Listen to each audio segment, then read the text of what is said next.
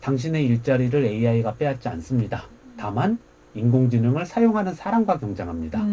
당신의 일자리를 빼앗을 것은 인공지능이 아니라 인공지능을 잘 쓰는 사람입니다. 그러니까 인공지능이 요약을 깔끔하게 해주면 좋겠어요. 더 공부하고 싶은데 어떻게 하면 좋을까요?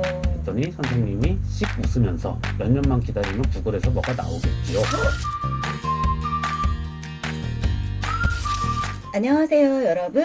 재미의 유의 홍난지입니다. 네. 안녕하세요, 김태권입니다. 네, 오늘은 굉장히 좀 낯선 곳에 와서 이렇게 김태권 작가님과 함께 이야기를 나누기 위해서 초대를 했습니다. 여러분, 김태권 작가님 웹툰 스쿨 때부터 계속 재미의 이유까지 봐주시는 분들은 김태권 작가님께서 얼마나 박식한, 네, 그리고 얼리 어댑터인지 아실 텐데요. 우선 본인께 소개를 좀 해달라고 요청을 드려볼까요? 예, 저는 유머 전문가고요. 오늘도 유머 때문에 나왔습니다. 네. 다른 건 잘 모르고요. 일단 많이 웃기도록 하겠습니다. 네. 아니, 저는 예전부터 김태훈 작가님의 이런 유머가 너무 웃겨요. 너무 재밌어요. 감사합니다. 네. 진짜 유머 전문가로서 끊임없이 계속해서 노력하고 계시는 우리 김태훈 작가님. 요즘에, 그러니까 김태훈 작가님은 뭐 십자군 이야기 같은 만화도 만드셨지만, 한겨레에서 계속 꾸준히 칼럼을 써주시기도 예. 하고요. 그래서 지금은 어떻게 지내시는지 웹툰 스쿨부터 봐주신 여러분들 굉장히 많이 궁금해하실 거고, 재미의 이유만 보시는 분들도 김태곤 작가님이 어떤 분인지 조금 더 네, 지금 근황에 대해서 물어보면서 아시는 그런 시간을 갖도록 해볼까요? 요즘 어떻게 지내세요? 예, 요즘 크게 세 가지 일을 하고 있습니다. 오, 물론 네. 뭐 늘 기본적으로 하고 있는 유머 연구는 계속 하고 오, 있고요. 예, 그거 멋집니다. 빼고 세 네. 가지, 보통 그거를 안 쳐주는 분들이 많으셔서 예, 네. 세 가지를 하고 있는데요. 첫 번째는 아이들 보고 있고요. 아, 이제 네, 두 육아. 아이가 초등학생이라서 와, 예, 학교 데려다 주고 또 데려올 때는 한 명 데려오고 다른 한 명은 엄마가 데려오고 하는 어. 거를 열심히 하고 있고요. 와, 벌써 초등학생이에요, 둘 다. 예, 벌써 말 안 듣습니다. 네. 자꾸 저를 이름으로 불러서 큰일입니다. 어머, 뭐라고, 태권이 이렇게 불러요? 김태태 그렇게 불러요. 귀엽네요. 약간 심슨 가족 같은 느낌도 들기도 하고. 네, 단란한 가족이시네요. 심슨 가족에 달라는가요? 약간 잘 모르겠지만 예. 네. 아무튼 그렇게 한 가지를 하고 있고요. 또 하나는 만화 그리고 글 쓰고 있는 거 계속 하고 있어요. 네네. 예, 만화는 올해는 안 나왔는데 내년에 또 책 준비하고 있고요. 와. 예, 미리 말씀을 못 드립니다. 아, 네. 예, 깜짝 놀랄 부지런하십니다. 만한 오, 부지런하려면 더 열심히 해야 되는데 그렇게 열심히는 안 하고 있어서 큰일이네요. 아니에요. 계속해서 책도 출간하고 계시고, 그리고 강연도 하시고. 예, 책은 작년에 2권인가 3권 와. 나왔고 올해는 안 나왔고 내년에 또 2권 나옵니다. 와, 정말 2권, 3권 대단하십니다. 나옵니다. 네. 와. 재밌는 거 쓰고 있습니다. 기대해 보겠습니다. 예, 예. 내년에 책 한번 나오면 그때 다시 한번 또 모셔봐도 재밌겠네요. 그것도 감사하죠. 재밌는 책 준비하고 있습니다. 네. 그리고 또 얼리 어답터로서 굉장히 또 신문물 받아들이는 네. 거에 굉장히 또 빠르시잖아요. 빠른 건 아닌데 예. 숟가락을 얹기 위해 노력하고 있습니다. 숟가락. 오늘의 아니. 숟가락의 소품입니다. 네, 오늘 이거를 꼭 소품으로 쓰셔야 되겠다고 저에게도 하나 주시더라고요. 숟가락을 잘 얹기 위해서 요즘에 그러면 숟가락을 얹고 계신 그 분야는 AI입니다. AI요. 네. 네, 그래서 이게 오늘 세 번째로 하는 일인데 AI 사업을 시작을 했습니다. 어떤 사업인가요? 여러 가지를 하는데요. 네. 첫째로는 AI 커뮤니티를 운영을 하고 커뮤니티. 있고요. 게시판 만들고 네. 얼마 전에 론칭을 하고요. 아, 맞다. 그래서 저한테 보내주신 적 있으시죠? 예, 게시판 네네네네. 보내드렸습니다. 네, 맞아요. 그 커뮤니티를 이용을 하실 수 있도록 사업자를 내셔서 직접. 예. 커뮤니티하고 그 다음에 커뮤니티에 올릴 뉴스레터 만들고 있고요. 뉴스레터는 AI로 제작을 합니다. 그 다음에 AI로 또 쇼폼 뉴스도 만들어서 네. 같이 올리고 있고요. 쇼폼 뉴스는 하루에 하나씩 2개씩 계속 만들다가 지금은 잠깐 쉬면서 유튜브 알고리즘을 어떻게 뚫을 수 있을까 그걸 고민을 하고 있습니다.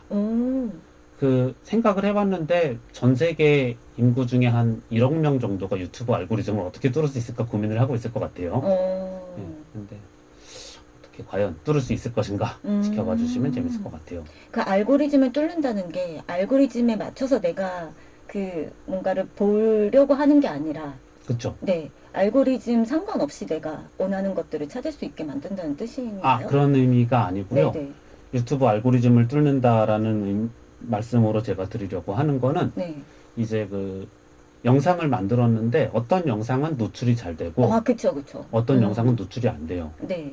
그래서 유튜브 선생님께서 음. 이거는 나의 알고리즘에 마음에 든다 해가지고 노출을 시켜주시도록 영상을 만드는 방법을 궁리를 하고 그렇게, 있는 거죠. 그렇게 말씀하신 게 알고리즘을 뚫는다는 예. 그런 용어군요. 네. 그러니까 이게 너무 신기한 게 똑같은 내용으로 똑같이 만들어도 어느 날은 그게 그 노출이 바로 천 단위를 몇천 네네네. 단위를 넘어가고 네. 몇천 건이 나오고 어떤 때는 노출이 거의 안 돼요. 음, 도대체 이 기준이 무엇일까? 그쵸. 하는 거를 좀 고민을 하고 있는데 저도 AI로 영상을 만들고 있지만 유튜브도 AI로 이거를 영상을 노출시키고 있기 때문에 네. 결국에 알 수 없는 세계에서 인간들은 알 수 없는 무슨 일이 벌어지고 있는 것 같아요. 그렇게 또 풀어서 생각을 해보니까 그렇네요. AI들끼리의 그런 예, 싸움이네요. 예. 뭔가 그 자기들만의 취향이 있는 건가? 네. 나중에는 AI 유머 대결이 일어나지 않을까 하는 걱정도 좀 듭니다. 저 그게 기대가 되면서도 기대가 안 돼요. 저는 약간 약침인 게 AI 챗봇들이 여러 있잖아요. 네. 챗GPT나 제미나이나 네네네. 클로드가 있는데 한 군데한테 농담시킨 다음에 다른 애한테 퍼가서 이거 재밌냐 하고 물어보는 거 해요. 네. 그럼 그럼 뭐래요? 재미없대요. 어머, 되게 쾌감을 신랄하네요. 느껴요. 어, 아직은 뭐 저도 그다지 재밌는 건 아니지만은 아직은 AI한테 유머에서 인간이 밀리진 않겠구나. 저도 마찬가지로 좀 유머 같은 것들을 시켜보곤 하는데, 그때마다 너무 멀었다. 뭐 이런 생각 정말 많이 했었거든요. 그래서 주위에서 저한테 유머계의 존 코너를 노리면서 살아남아라. 네. 살아남으실 수 있을 것 같습니다. 아무튼 버텨보는 중입니다. 네. 그리고 AI 사업에서 제일 공들이는 부분은 지금은 커뮤니티가 제일 공들이는 부분인데 네. 그거 말고 또 론칭해서 준비하고 있는 부분이 AI 전환을 고민하는 회사들 컨설팅을 해주려고 하고 있습니다. 네. 그 굉장히 유망한 사업 아닌가요? 아직 본격적으로 시작한 곳이 거의 없어서 네. 유망할지 안 할지 해봐야 되는데 재밌을 것 같아요. 네, 그러니까 네, 네. 뭔가 우리 회사에 AI를 도입하고 싶다라고 생각을 해서 얼리 어댑터 회사 몇 군데에서 뛰어들었는데 95%가 불만족을 하고 있다고 합니다. 최근 그래요? 미국에서 나온 네. 결과 보면은 그러니까 일단 돈부터 들여놓고 음. 구축부터 해놓은 다음에 생각만큼 돈이 안 되잖아 하는 분위기인데 그거를 먼저 사전에 컨설팅을 해서 이런 부분부터 하시면은 효율적일 것이다. 재밌는 부분까지만 하시고 이 부분까지는 당장 안 하셔도 될 것 같아요. 네. 그런 얘기를 상담을 해드리려고 준비를 하고 있습니다. 네. 진짜 꼭 필요한 부분이라는 생각이 들어요. 그러면 좋겠어요. 네네. 아니, 정말 AI가 뭔가 효율을 굉장히 높여준대라는 네. 이야기들을 많이 듣지만, 그게 막상 본인들한테 맞는 예. 그런 것들은 또 따로 있다고 생각을 하거든요. 그쵸. 네. 그래서 그런 컨설팅을 해주시는 역할을 이제 또 하려고 하신다. 예. 네. 개발자분들하고 연결도 시켜드리고요. 너무 좋습니다.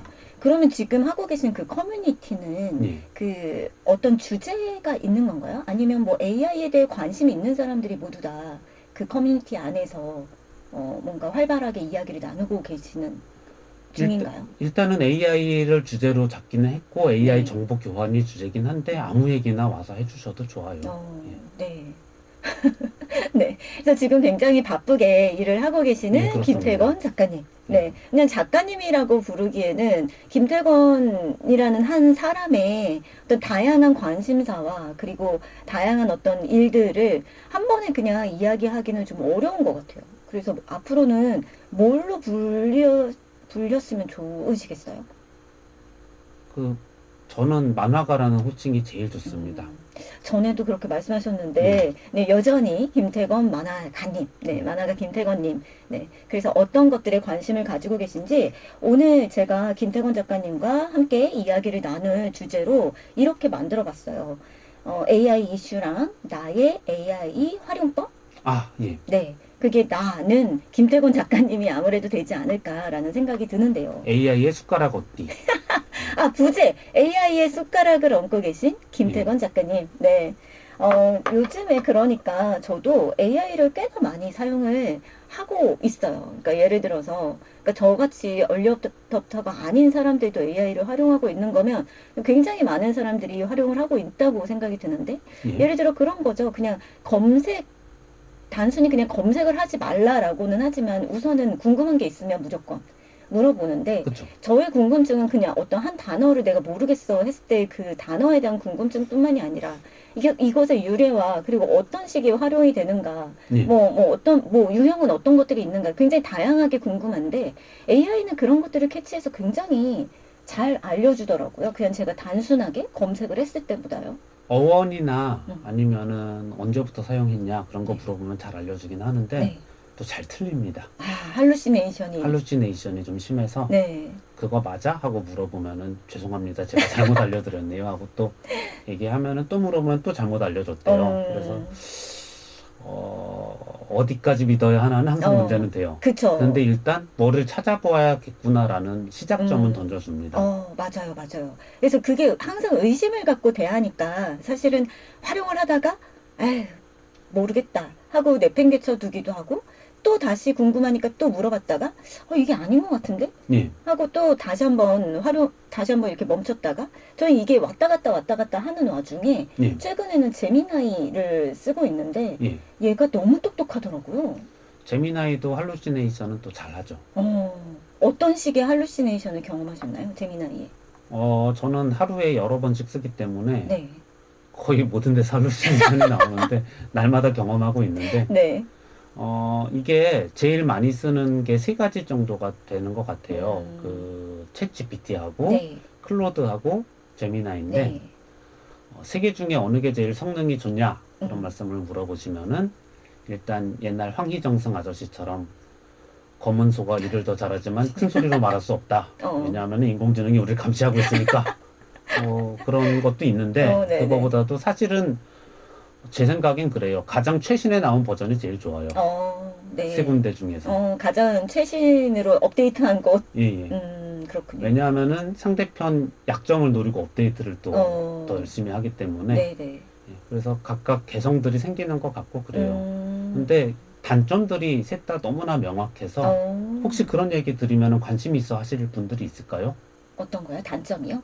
예. 그럼요. 아, 네. 제미나이는 중간에 갑자기 하던 말을 까먹을 때가 있어요. 그래서 엉뚱한 얘기를 중간에 잘라먹고 하는 경우가 있습니다. 그렇군요. 자주 있는 일은 아닌데 한참 얘기하다가 갑자기 생뚱맞은 얘기를 하면서 앞에 내용을 다 날려버리는 경우가 가끔 있어요. 그래서 제미나이로 대화가 길어질 때는 백업을 하시는 게 안전해요. 네. 그럼 GPT는 그런 경우가 별로 없나요? 챗GPT는 얘기가 길어진다고 앞에 내용을 잘 넣지는 않는데 제미나이 3한테 많이 밀려가지고 요즘에 그쵸. 챗GPT 5.1, 5.2가 나왔는데 네. 여전히 제미나이보다 조금 밀리는데 수학적 추론은 좀 더 잘한다라고 얘기를 해서 그거는 제가 수학을 잘 안 하니까 잘 모르지만 예, 그런 부분들이 좀 있죠. 네. 챗GPT가 무난하기는 해요. 그런데 이제 제미나이처럼 검색을 잘하지는 못하기 때문에 구글은 사실은 구글이 전 세계의 모든 지식을 가지고 있은 지는 한참 됐죠. 그쵸. 왜 그러냐면은 옛날에 레리 페이지 아저씨하고 세르게이 브린 아저씨하고 대표로 있을 때 인문학 하는 사람이 꼬드겨서 이거 하면 재밌을 거다 해가지고 정말로 이 사람들이 전 세계의 알바를 동원해서 전 세계 책을 다 스캔을 했어요. 그러니까요. 예. 도서관에 모두 다 가서. 예. 네. 와. 그래가지고 그때 농담이 레리 페이지가 아니라 페이지스다. 네. 페이지들을 다 스캔했다. 그런 농담이 있을 정도였는데 네. 뭐 지금은 다른 분이 대표시지만 아무튼 그때부터 쌓아놓은 게 있어서 얘네가 맘먹으면은 되게 금방금방 뭘 만드는 것 같아요. 네. 근데 저도 그 한참 GPT에게 뭐 삶의 상담을 하는 분들이 많다라고 하셨었잖아요. 근데 그거에 따라서 또 되게 피로감을 많이 느끼시는 분들도 계셨고요. 그것도 이제 재밌는 주제긴 하죠. 그리고 세 번째로 클로드. 네, 클로드. 말씀을 드리면은 클로드가 글도 제일 잘 써주고 그 다음에 코딩을 너무너무 잘해줘요. 그런 데서도 챗GPT는 코딩도 약간 애매하고 클로드에 비하면. 어. 그런데 클로드는 결정적인 문제가 있어요. 뭔가요? 뭐냐 하면은 클로드가 대화 길이가 너무 짧아요. 그래서 조금만 티키타카 하면서 뭔 얘기 듣고 뭔 말 하고 뭔 얘기하고 뭔 말 다시 물어보고 하면 갑자기 용량 한도를 초과했습니다. 새로 창을 열어주세요. 해가지고 그때까지 한 말이 다 날라가요. 아이고, 저런. 그럼 계속해서 뭔가 내 이야기를 주고받는 예. 내 친구라는 느낌은 좀 덜 하겠네요. 약간 그 에반게리온 배터리 빠지면 5분 약간 그런 느낌이 있어요. 네. 아쉬운 부분이 진짜 조금씩은 있네요. 예, 셋 다 각기 아쉬운 부분이 달라서 그러면 지금 김태건 작가님께서는 세 가지를 다 사용을 하시고 계신 거죠? 다 돈 내고 쓰고 있고 맨날 울고 있습니다. 왜요? 디지털 월세라는 말을 쓰더라고요, 요즘에. 네네네. 진짜, 근데 너무 유료로 많이 쓰기에 진짜 너무 비싸요. 그리고 구독하고 있는 게 너무 많잖아요. 특히 미드저니는 구독료도 받으면서 왜 추가 요금을 받는 건가요? 미드저니에 진짜. 울고 싶은. 정말 근데 진짜 구독료 많이 들어가시겠네요. 그렇죠. 그나마 싸게 구독료 올렸. 이거는 아는 분만 아는 얘기라서 약간 조심스럽긴 한데 싸게 구독하게 됐다고 좋아했던 게 클링2였는데 클링이 구독료를 헐값에 내놓은 적이 있어요, 저번에. 그래서 주위 사람들이 클링 1년 구독료가 엄청 싸다 그래서 다 신나서 결제를 했는데 그 다음 주에 미드저니에서 애니메이션 기능이 올라왔어요. 네. 그러니까 클링이 알고 한 거죠. 네. 그때 그 서로 권해줬던 사람끼리 상당히 머쓱해서 나중에 네. 이를 어쩌면 좋아. 약간 그랬던 일이 있었던. 네. 정말 눈물의 창고 대방출 같은 거였어요. 진짜 그렇네요. 네. 네. 정말 경쟁이 이렇게 네. 치열한 때가 없어요. 네. 그래서 지금 AI 관련해서 여러 가지 그 툴을 사용하고 계시다라고 말씀을 해주셨고, 그 창작을 하면서 네. 지금 AI로 굉장히 많은 것들을 만들고 계시기도 한 거잖아요. 그러니까 예, 커뮤니티 사업을 하시는 것과 동시에 거기에 올라가는 어떤 카드 뉴스도 예, AI로 만들고 계시고, 예. 그 미드저니 말씀도 하셨으니까요. 그러면 처음에 이 AI가 만들어지고 뭔가 사람들이 이런 게 있대라고 했을 때부터 얼리 어답터시니까 먼저 거부감 없이 사용을 하셨나요? 작가님께서는? 사실은 네. 저는 AI가 챗GPT 나오기 전에도 인공지능 공부를 좀 했었어요. 네. 근데 제대로 하거나 본격적으로 하지는 못하고 관심을 가지고 여러 해를 보면서 간단한 실습들을 풀어보고 있었죠. 이게 어떻게 된 얘기냐면은 때는 바야흐로 네. 저희 첫째 아이가 태어났을 때 아니 그 옛날이요? 10년도 더 된 일이잖아요. 10년 전이죠. 네. 근데 그때 인공지능을 한 건 아니고 네. 그때 아이를 보다가 그림을 그리기 시작하면 이상하게 깨더라고요, 이 친구가. 아이가. 예. 네. 그래서 짜투리 시간을 이용할 수 있는 방법이 뭐가 있을까 고민을 하다가 코딩 공부를 시작을 했어요. 네네네. 그래서 코딩을 하다 보니까 제가 하고 싶은 코딩 쪽은 문자열 같은 거, 네. 글자들 취급하는 건데 그걸 하다 보니까 뭐 또 자연어 처리 그런 네. 쪽으로 관심이 가다가 나중에 이제 한 챗GPT 뜨고 하기 전에 이제 그 인공지능으로 문자열을 어떻게 처리할 것인가, 텍스트 어떻게 처리할 것인가 그런 공부를 잠깐 했었죠. 학원 네. 가서. 학원을 직접 다니셨던 거예요? 예. 그래서 학원에서 선생님한테 여쭤봤습니다. 선생님, 저는요, 원래는 만화가인데요. 네. 제가 읽은 자료들을 AI가, 인공지능이 요약을 깔끔하게 해주면 좋겠어요. 그래서 이런 요약 같은 거를 더 공부하고 싶은데 어떻게 하면 좋을까요? 했더니 선생님이 씩 웃으면서, 아주 젊은 분이었는데, 네네네. 씩 웃으면서 몇 년만 기다리면 구글에서 뭐가 나오겠지요. 소름 끼쳐요.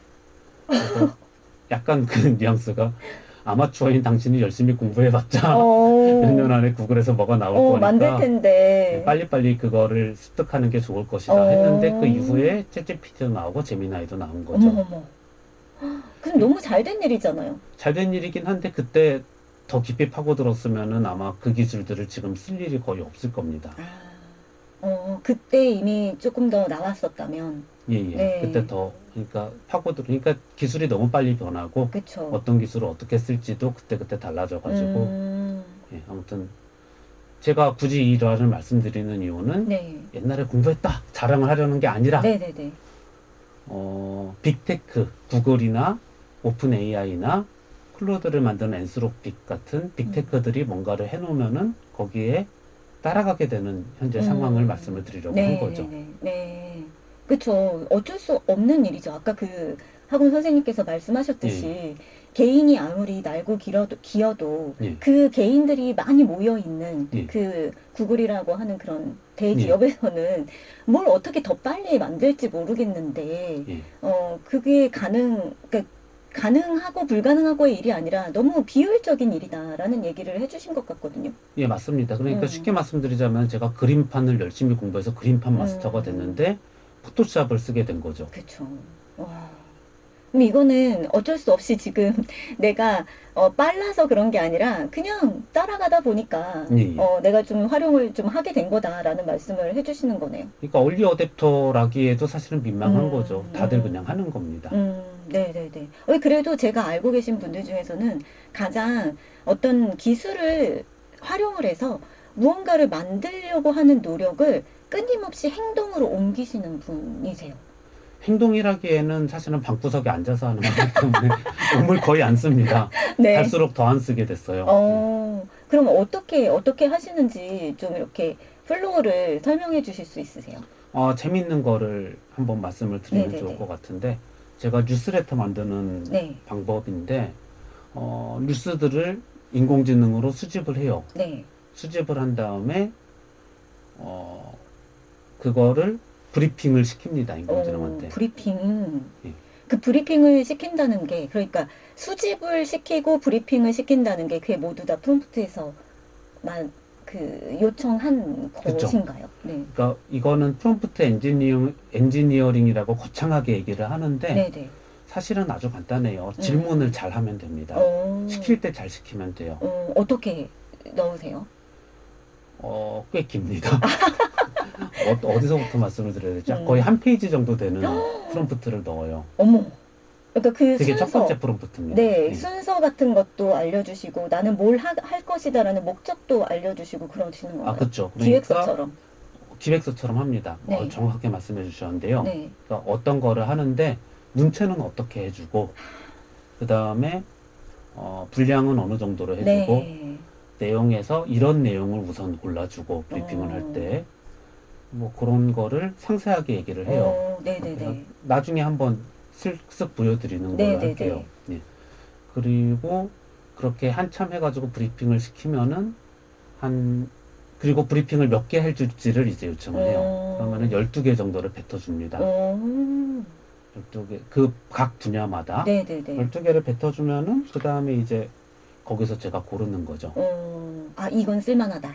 예. 뉴스로 만들면 되겠다. 그렇게 해서 12개 중에서 3개에서 6개 정도를 고릅니다. 근데 거의 지금 12개 중에 3개에서 6개 정도 골라낼 수 있다는 건 꽤 질적으로 괜찮은 거 아닌가요? 만약에 너무 별로면은 브리핑 더 해달라고 요청합니다. 그래서 어떻게 해서든 3개에서 6개를 만들어내시는 거군요. 예, 예. 근데 이 부분도 맹점은 있는 게 네. 친구가 안 그래도 인공지능 사업하고 있는 친구가 제 공정 듣더니 그러더라고요. 야, 그거 맨날 다 들여다보고 있는 거냐. 그래서 사실은 이 부분은 자동화가 안 된다. 이게 되게 재밌는 부분인데 제 공정 자세하게 말씀드린 것보다 이 부분 말씀을 드린 게 더 재밌으실 수가 있는데요. 네. 인공지능으로 자동화하는 게 상당히 인기가 있잖아요. 네. 특히 회사들이 인공지능 전환하려고 할 때 자동화를 어떻게 할 것인가? 인공지능만 도입하면은 버튼만 누르면 땡이냐? 그렇게 생각하시는 경우가 있는데 사실 제일 효과 좋은 게 반자동화고요. 반자동화요. 자동화는 힘듭니다. 왜냐하면은 사람이 붙어서 옆에서 퀄리티를 체크를 해주는 거를 못 따라와요. 네. 그래서 뉴스레터 만들다가 약간 얘기가 샜지만은 제일 창작하시는 선생님들께서 궁금해하실 부분이 만화 AI를 어떻게 뽑습니까? 그쵸. 어떻게 뽑냐 하면요. 100개 정도 뽑고 좋은 그림 한두 개 고르는 겁니다. 아, 그러니까 이게 계속해서 관리 감독하는 감독자는 사람이어야 한다. 나 예. 자신. 예. 그쵸. 근데 이 감독이 쉬운 일이냐. 그게 아니라 아까 말씀하셨듯이 프롬프트에 넣을 때 한 페이지 정도를 내가 먼저 넣는다. 근데 이건 가장 첫 단계다라고 네. 말씀하신 것처럼 기획안을 정말 상세하게 쓰려면 내 머릿속에 어떤 게 구현되어야 될지 명확하게 알고 있어야 되는 거잖아요. 그거는 그래도 대화형 언어 모델들이 조금은 괜찮아요. 왜 그러냐면 대화하다 보면은 머릿속에서 잡혀가게 되니까요. 네네네. 그것도 또 파트너처럼 어시스턴트처럼 활용을 하면서 기획안을 써가게 되고. 예. 아니야, 네. 그건 아니야. 내가 얘기한 건 그게 아니었어. 이제 어. 그거를 반복을 하는 거죠. 그러면서 면밀하게 내가 하고 싶은 것들에 대해서 기획안처럼 쓰게 되고, 예. 그걸 또 관리 감독하는 건 사람이다. 그러니까 반자동화. 그렇죠. 반자동화입니다. 네. 관리 감독하고 뭐도 요구하고 하는 거는 전부 사람이 하게 돼요. 그래서 이게 AI 활용이라고는 해도 네. 상당 부분 사람 손이 개입이 돼야 좋은 퀄리티가 나옵니다. 네. 왠지 안심이 되기도 해요. 안심이 되기도 하지만 또 다른 의미로 아이고 내 일이 줄지 않는구나. 아, 절대로 일이 정말로 절대적인 시간은 조금 감소하겠지만 예. 그래도 내 일은 계속 꾸준히 있겠구나. 그거는 있죠. 네. 하지만은 모든 인간이 일을 안 하고 한가롭게 누워서 그쵸. 그런 얘기를 했었죠. AI가 인간의 모든 일들을 대신하면 그럼 인간은 뭐 합니까? 라고 물어봤을 때 놀면 되죠. 라고 얘기를 했는데 사실은 그것까지는 아닐 것 같다. 절대로 아니라고 생각합니다. 절대로요. 예. 왜 그러냐면은 사람을 갈아놓는 부분이 많을수록 결과물이 좋아져요. 그러면은 경쟁을 할 텐데 결국에 사람을 어느 정도 갈아놓고 AI를 어느 정도로 쓰느냐, 또 어떤 부분에서 사람을 쓰고 어떤 부분에 AI를 쓰느냐 하는 게 이제 관건이 될 것 같아요. 그래서 아까 김태건 작가님께서 하시려는 그 사업 구상안 얘기 하셨잖아요. 컨설팅. 그게 그래서 정말 중요해지는 것 같아요. 이것도 사람이 할 일이 상당히 많은 거고요. 제가 AI 청소년을 위한 AI 입문서를 하나 쓴 게 있는데 그 책에서 강조했던 화두가 딱 하나인데요. 네. 하나는 아니구나. 아무튼 그 책에서 밀고 있는 네. 용어가 저도 딴 데서 본 거지만 네. 이제 하나가 있는데 오늘 아마 이 방송에서도 이 말씀을 드리면은 좋아하실 것 같아요. 네. 선생님께서. 네. 하이브리드 지능이라는 말을 밀고 있습니다. 하이브리드 지능. 예. 네. 하이브리드 지능이 뭐냐면은 인공지능하고 네. 인간의 지능하고 종류가 각각 다른 거기 때문에 네. 이 둘을 잘 버무려서 쓰는 거라는 거죠. 네. 하이브리드 지능의 경쟁이라는 말을 제일 잘 표현해주는 말이 그게 있어요. 다들 좋아하시는, 한번 들으면은 되게들 좋아하시는 말씀인데, 당신의 일자리를 AI가 빼앗지 않습니다. 인공지능이 당신은 인공지능과 경쟁하지 않습니다. 다만 인공지능을 사용하는 사람과 경쟁합니다. 네. 그 말 정말 맞는 말 같아요. 네, 그러니까 당신의 일자리를 빼앗을 것은 인공지능이 아니라 인공지능을 잘 쓰는 사람입니다. 그러니까 그거예요. 하이브리드 지능이 높은 사람. 그렇죠. 그러니까 하이브리드 지능을 높게 만드는 사람이죠. 자기 지능만이 아니라 네. 둘을 같이 플러스 해가지고 그렇게 되는 거니까요. 와, 근데 안심이 되기도 하고 또 하나의 경각심을 엄청 부담스러운 얘기입니다. 네, 사실은. 네, 네. 경각심을 불러일으키는 말이기도 하네요. 그 유명한 일화로 그게 있어요. 네. 그 옛날에 카스파로프라는 아저씨가 네. 체스의 신이었는데 네. 이 양반이 IBM에서 만든 컴퓨터한테 졌습니다. 그때가 알파고가 나오기 전이에요, 네, 심지어. 네, 네. 그래서 이 아저씨가 처음에 되게 슬퍼하다가 나중에 어떤 거를 아이디어를 냈냐 하면은 인공지능과 더 이상 체스를 두는 거를 포기하고 대신에 인공지능과 사람이 한 편을 먹어서 새로운 체스 대회를 만들었어요. 와. 하이브리드 지능을 높여서 예. 네. 인간과 결국 겨루겠다. 예. 재밌네요. 그래서 이게 켄타우로스 체스라고 해가지고 오. 켄타우로스 체스라고 해서 사람하고 컴퓨터하고 한 팀, 또 사람하고 컴퓨터하고 한 팀을 해서 해요. 와, 너무 재밌다. 네. 예. 그런데 여러 해를 거듭하면서 나오는 얘기가 뭐냐면은 네. 체스의 고수가 이기는 게 아니라 컴퓨터를 잘 활용하는 사람이 이긴다. 아, 체스에 대해서도 이해를 하고 있지만 컴퓨터를 잘 활용하는 사람이 이기더라 하는 걸로 얘기가 나오고 있습니다. 네. 그러니까 지금 계속 하시는 말씀이 AI가 우리의 일자리를 대체하지는 않겠지만 네. AI에 대해서 관심을 끊임없이 가지고 있고 어떻게 활용할 수 있을지를 시도해야만 네. 살아남을 수 있다라는 말씀을 해주시고 있는 거네요. 그렇죠. 어, 사실 뭐 못 살아남아도 어쩔 수는 없는데 그거는 약간은 운입니다. 어, AI가 다른 일 그만두고 그림부터 그려줄 줄 알았나요? 만화 극장에서? 그러니까요. 너무하잖아요. 아니, 예술 영역은 못 따라갈 거야. 라고 네. 얘기하자마자 그 다음 해에 막 미드전이 나오고요. 막, 예. 와, 정말 이렇게 될 줄 누가 알았겠어요. 음악하는 분들은 더 슬퍼하고 있죠. 그쵸. 예. 어떡해요, 이거. 정말, 그리고 이런 얘기들이 있잖아요. 뭐, 5년 뒤에는 인공지능이 인간을 훨씬 뛰어넘는, 네, 그렇게 되어 있을 거다라는 어떤 위기? 어린 시선들도 있던데, 뛰어넘건 말건 음, 인간은 인간이 할 일을 해야죠. 뭐 어쩔 수가 없죠. 그리고 인간이 해야 할 일. 저는 그러니까 이 부분은 사실은 제가 자신 있게 말씀을 못 드리는 게 네. 왜 그러냐면은 사람마다 의견이 다 달라요. 음, 어떤 게 인간을 뛰어넘는 것이냐 하는 기준도 기준, 다르고요. 네. 예. 아까 말씀드렸지만 카스파로프 아저씨가 체스를 진 게 한참 됐는데 네. 그때 이후에 알파고 나와서 알파고가 더 잘하죠. 이세돌 구단을 이겼잖아요. 알파고 지금 어떻게 됐는지 아세요? 멈추지 않았었나요? 퇴출됐어요. 퇴출. 아, 그래요? 예. 아, 걔도 퇴출됐어요? 알파고보다 잘 두는 애들이 너무 많아서 어떻게. 퇴출됐습니다. 네. 슬프네요. 예, 그러니까 이미 인간이 따라잡기가 너무 힘들게 돼버린 거예요. 그쵸. 그렇지만은 걔네들은 차마 이런 말은 그렇지만은 암흑의 만화가보다 웃기지 못합니다. 그렇죠. 예, 그 암흑의 만화가 누군지 저는 말씀드릴 수 없습니다. 네. 예, 아무튼 걔네들은 못 웃겨요. 그리고 또 걔네가 못 웃긴다고 해가지고 수학 문제를 사람보다 못 푸는 건 또 아닙니다. 아, 그쵸. 그러니까 부문마다 인간을 뛰어넘는다라는 말이 상당히 애매해요. 네네네. 모든 전 분야에서 인간을 뛰어넘을 거다라고 이야기를 하던데, 근데 그런 거에서도 지금의 그런 어떤 논조를 유지를 하실 건가요? 김태권 작가님께서는? 예를 들어서 그런 상황에서라도 사람하고 섞어 쓰는 게 훨씬 좋은 결과를 낼 거라고 저는 생각을 해요. 왜 네. 그러냐면은 사람이 바라는 걸 정확하게 얘네가 모르잖아요. 그렇죠. 맞아요. 그런 이야기들 많이 하더라고요. 그래서 걔네들은 몸이 없지 않습니까? 그래서 우리가 몸을 갖고 있기 때문에 느낄 수 있는 여러 가지의 그런 어떤 감정적인 그런 느낌들, 네, 이런 것들에 대해서 그들은 잘 모르고 있을 거다라고 하면서 또 그렇기 때문에 뭐 로보틱스 같은 것들의 결합, 뭐 이런 얘기들도 하던데. 그 부분도 재밌는 지점인데요. 네. 2026년에 화두가 될 걸로 예상되는 한 가지가 피지컬 AI입니다. 네.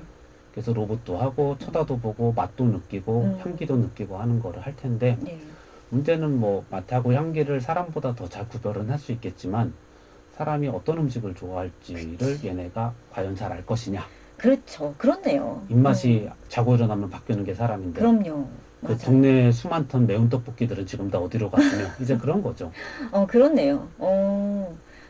그래서 정말 제가 느끼기에 AI는 정말 시시각각 너무나 빨리 바뀌고 너무나 빨리 네. 발전하고 있다라고 생각을 했는데 지금 작가님하고 이야기하다 보니 인간의 취향이나 인간의 감정 변화는 훨씬 더 그거보다 빠르지 않나라는 생각도 드네요. 빠르기도 하고요. 네. 어떤 사람의 취향이나 사람의 인식이 앞으로만 나가는 게 아니기 때문에 맞아요. 예측 불가능하잖아요. 예, 얘네들은 앞으로 쭉 나가서 왜 우리가 하자는 대로 인간이 안 따라오지를 할 수가 있다는 거죠. 오히려.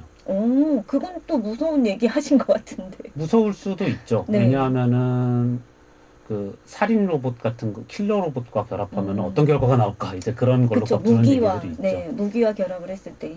그 워게임 할 때 네. 인공지능한테 시키면은 그 지휘관을 제거하는 일이 있다고 해요.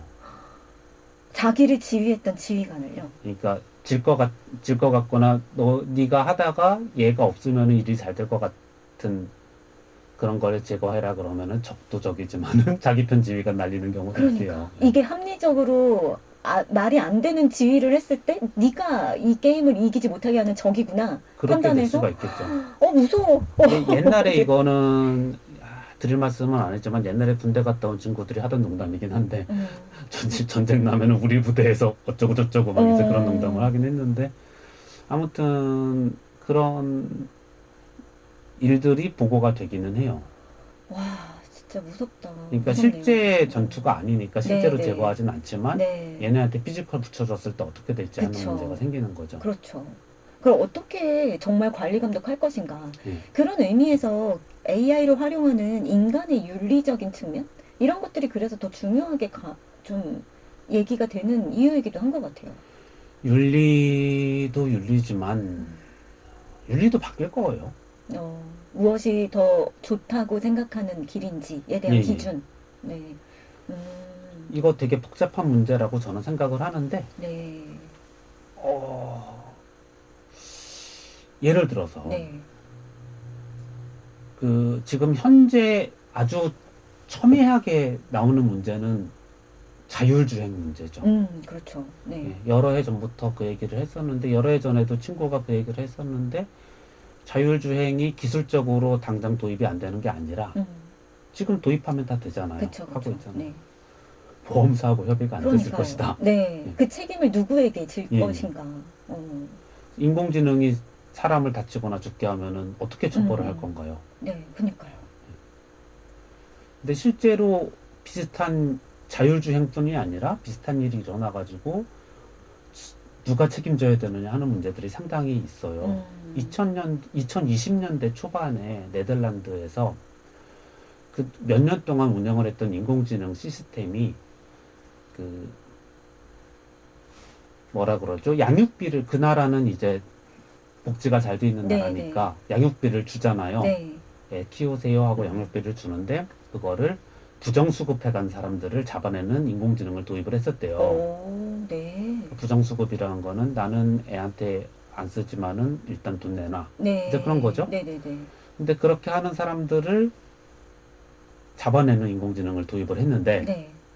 되게 근사하잖아요. 그럴듯하잖아요. 그렇죠. 그거는 범법이니까. 예. 네. 그런데 몇 년이 지나서 보니까 나는 억울하다. 나는 부정수급 안 했는데 왜 내가 부정수급했다고 하느냐라는 사람들을 모아놓고 보니까 이 사람들이 다 유색인종 이민자였다는 거예요. 어머. 그러니까 사회의 편견을 인공지능이 그대로 그쵸. 학습을 한 케이스죠. 그쵸. 그런데 이 사건이 터진 다음에 네덜란드에서 내각이 총사퇴를 했어요. 왜요? 책임은 누군가는 져야 되니까. 네.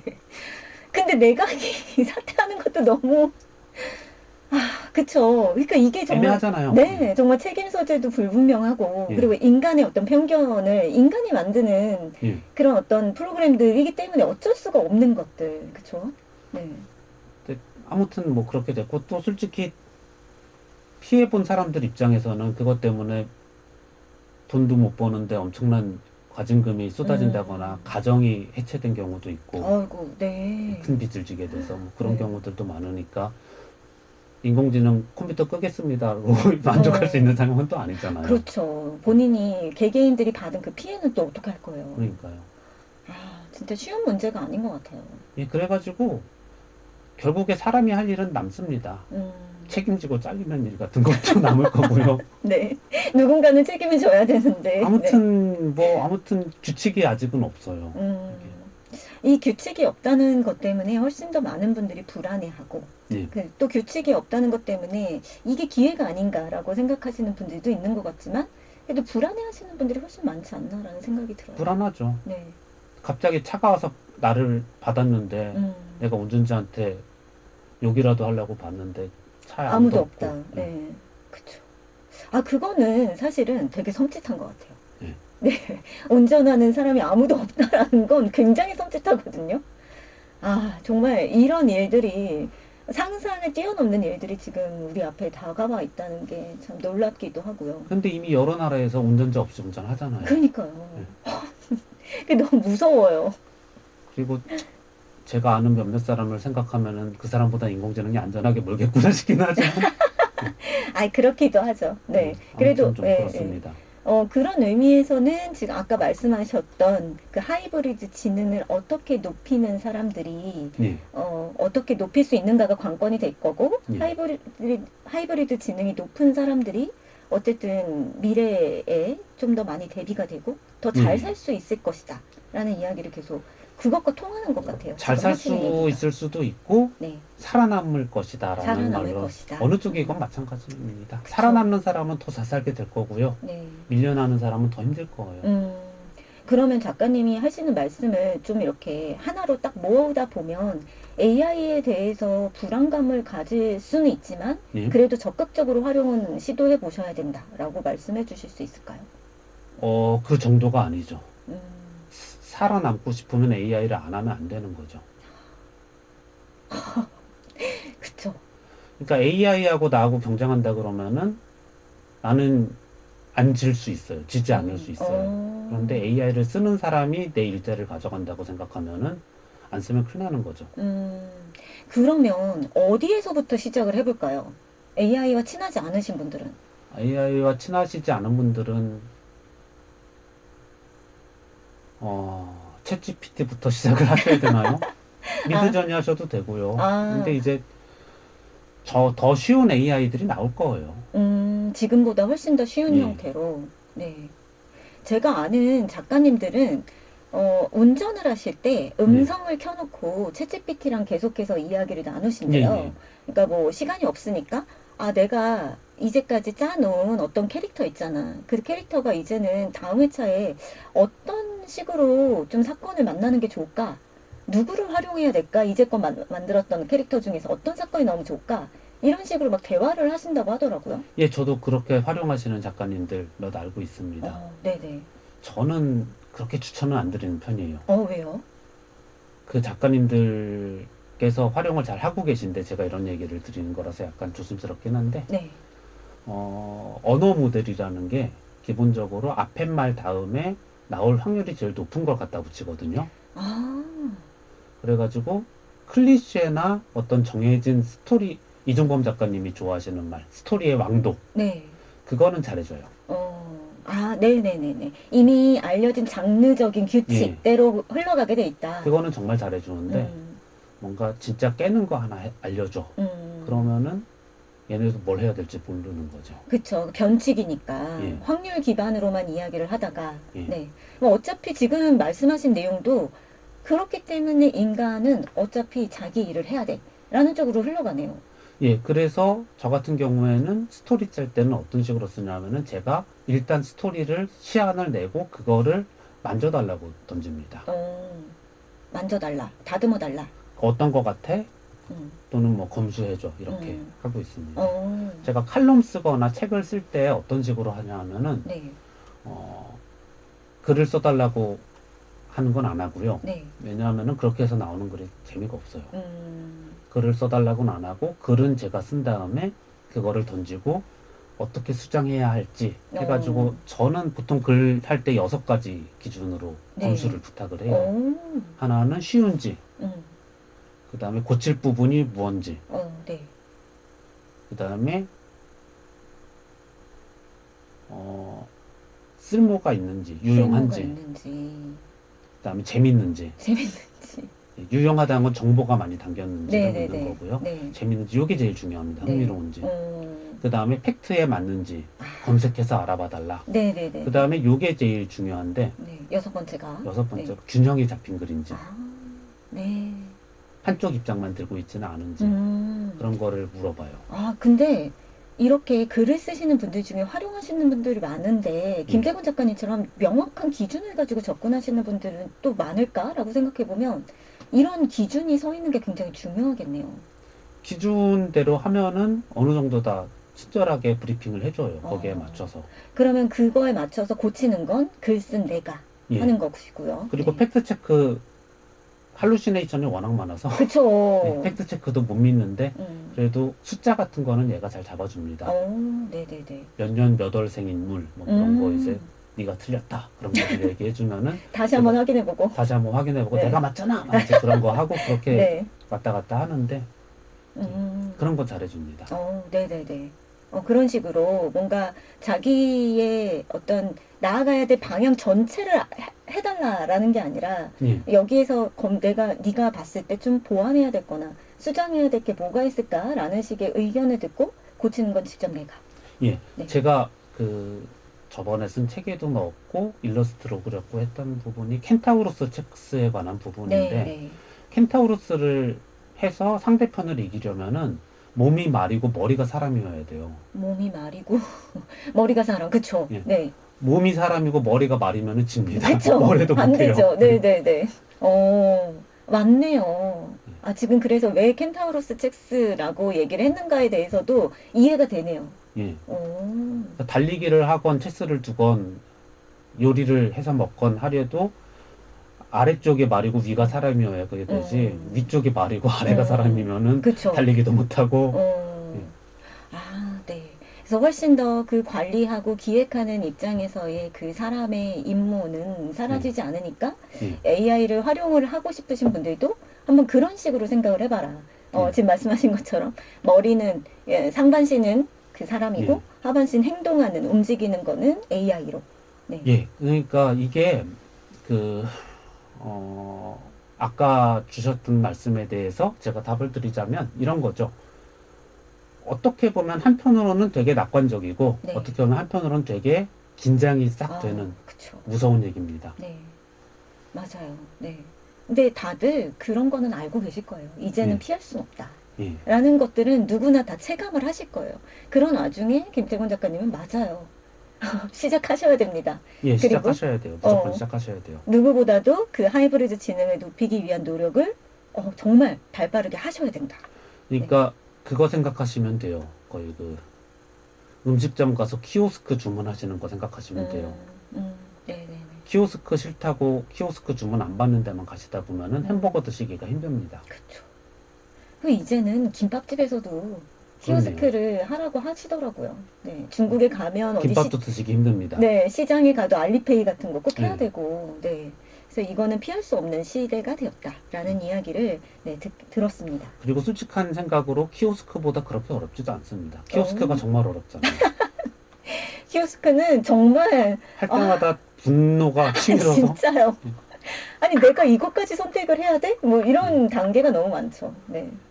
그리고 카드를 넣은 다음에 누르라는 건지 누른 다음에 카드를 넣으라는 건지 저 맨날 헷갈려서 늘 카드 먼저 성격이 급해서 늘 먼저 네. 그리고 뒤에 서 있는 분은 왜 맨날 헛기침을 해요? 참 아무튼 그거보다는 AI가 쉽습니다. 네네네네. 그래서 누구나 다 AI를 한번 활용을 해보시자라는 얘기를 지금 드렸습니다. 네, 이렇게 김태건 작가님을 모시고요. 지금 어떤 일을 하고 계신지, 그래서 어떻게 AI 시대에 숟가락을 얹고 계신지, 네, 그리고 우리도 숟가락을 얹어야만 살아남을 수 있다. 생존의 문제다라는 얘기를 지금 굉장히 재미있게 나눠봤습니다. 아까 말씀드렸다시피 여러분들도 모두 긴장하고 계실 거예요. 그리고 활용을 안 해서는 안 될 것 같아 라고 생각을 하시지만 대체 어디서부터 손을 대야 될지, 그리고 내가 이게 그러니까 말 못할 그런 거부감은 분명히 있으실 것 같거든요. 창작자로서. 네. 솔직히 너무 싫어요. 네. 그러니까 그런 거부감이 어떤 건지도 지금 김태훈 작가님도 아시고 계실 겁니다. 그런데도 불구하고 이건 피할 수 없기 때문에 뛰어들어 보자. 조금이라도 사용해 보자. 라는 말씀을 지금 같이 한번 나눠봤습니다. 이렇게 김태곤 작가님과 AI에 대해서는 1부를 이렇게 마치고요. 2부에서는 창작자들이 어떻게 활용했으면 좋겠는지 조금 더 실전편으로 접근을 해서 말씀을 드리도록 할게요. 네, 이렇게 재미의 이유, 김태곤 작가님과 AI에 관련된 이야기는 1부는 이렇게 마쳐보도록 하겠습니다. 2부에서도 숟가락은 계속됩니다. 네, 저는 재미의 이유의 홍란지였고요. 김태권입니다. 1부 여기서 마칠게요.